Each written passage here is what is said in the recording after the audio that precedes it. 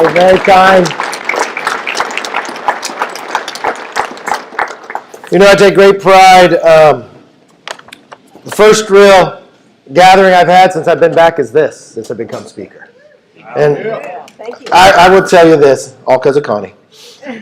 But being speaker was always a big goal of mine, only because I could never probably be chair of the Ag Show. You know, you might get some power in this job, but George has got all the real, and Dee have all the real power. And I really thank you for putting the commitment in. It's years. I mean, when you think of this Ag Show, it goes to the heart of the country. The first real occupation in this nation was a farmer. When you sat and you listened to those top 10 awards, they came from around the world. But it wasn't the things you would think about, like drones and others. So we've taken a tradition of the past and applied it to a changing future, where you still give back scholarships for the next generation, that they know that ag has changed, but we're going to keep that tradition. And there's no greater tradition that displays it around the world than right here in Tulare, where people give up their vacations to volunteer year after year, decade after decade. That you hand your occupation down to the next generation, and you hope that you're able to make it. Well, I hope if there's one thing you see today, is that this new Congress hears you. You got 10 members, bipartisan, the chairman of the Ag Committee, and this is the year we do the Farm Bill. We're not here to tell you what you need. We're here to listen to you. We'll do it for 2 hours coming forward, from North Carolina to Pennsylvania to Tennessee. And I'm very proud of having David Valadeo as my seatmate that comes right here, knows what it means to have a dairy farm, and knows what the struggles is, and also understands the importance of water. And no one has worked harder than David for that. Thank you, David.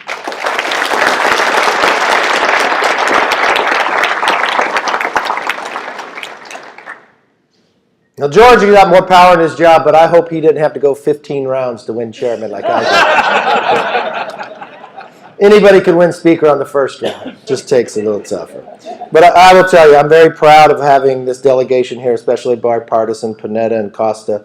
And we've got my old roommate, Mr. Lamalfa from Sacramento, but it's really nice when we add a new face, and he comes from the ag industry. John Duarte. John, would you please stand up? The reason why I want John to stand, we don't call him landslide. He won by less than 1,000 votes. It was an open seat.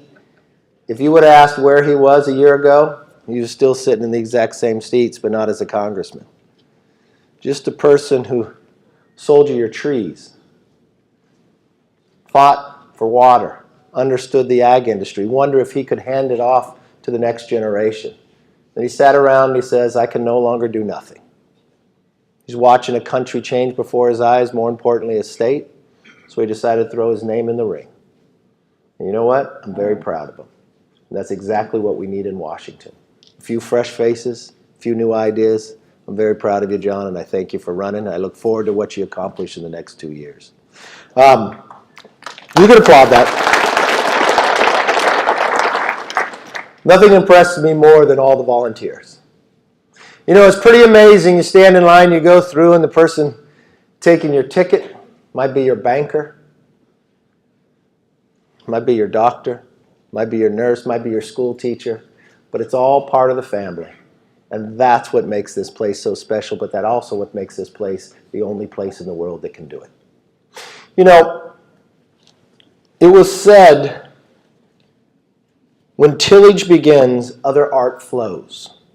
Therefore, the farmer is the founder of human civilization.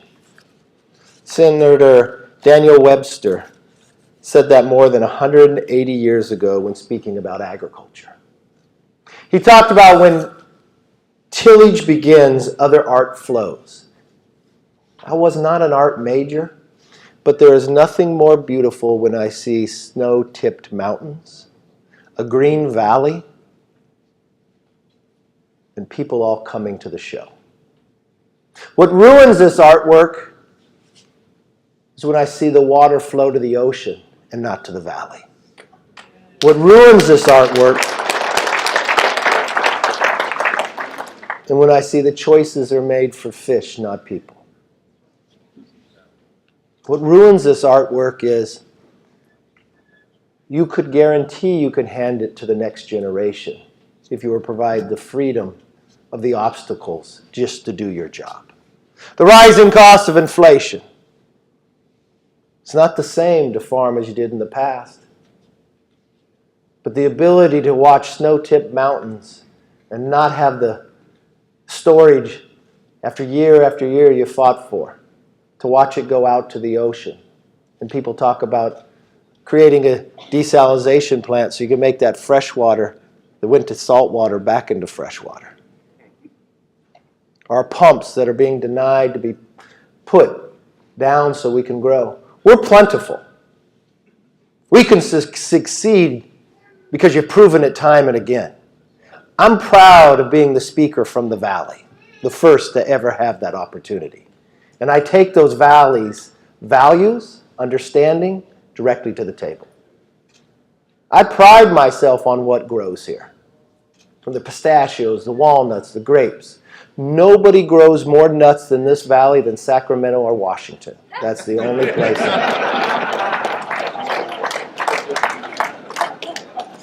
But all joking aside, I think it's the moment in time, and I pride the fact that the group of members that are here are bipartisan. You have Jim Costa, you have Panetta. They care about agriculture. They care about what you're saying. That's their district as well. But I want that to grow throughout Congress. I want them to see just what John F. Kennedy as president saw when he came to the San Luis Obispo Dam. When he talked about everybody on the East Coast should come to the West Coast. Because the investments that were made benefited everybody. The investments of water storage back in the 60s we're still living off of today with a whole different population. But he understood what came with that storage. That you took a rich land and made it even richer and plentiful. And individuals would make the risk, but feed the world. When we look at the world today, it's not just about the food, it's about the safety. When you look at the challenges, what people want to steal from us, they want to steal our knowledge on how to grow. But no one grows it in the manner that we do, the security and the safety and the plentifulness. My job, our job as legislators is to unshackle that and allow you to continue to do your job.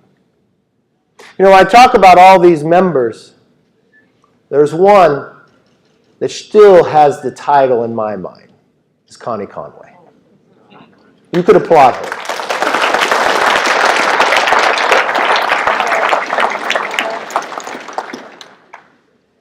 She was willing to take a risk. She's willing to sacrifice, just like all the volunteers, and come to Washington. She might not have been able to serve for a long time, but she made an unbelievable imprint on all of us. We wouldn't be here if it wasn't for her. And so I've asked her, you might not have the title, but I want her to continue to serve.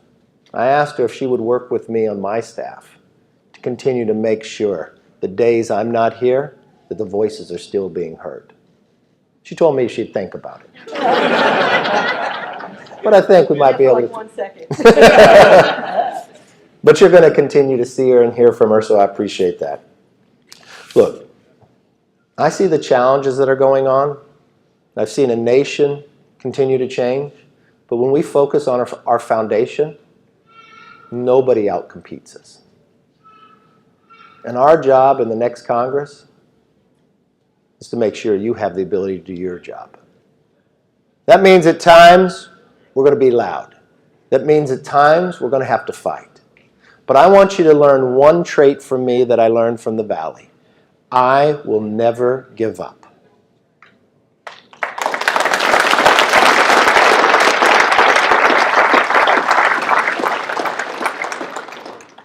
As my father always said, it's not how you start, it's how you finish. We have great opportunities here, and I'm going to make sure we take every advantage of that opportunity because I know the world is a better place for it. So I'm honored to be able to share some time with you today, but this isn't the only time.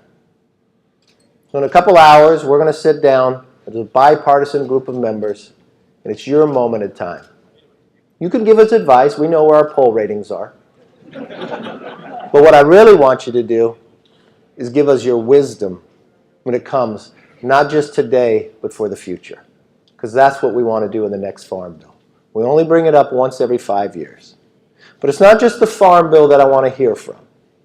When we have fair trade, we can compete and we can put our products on every table.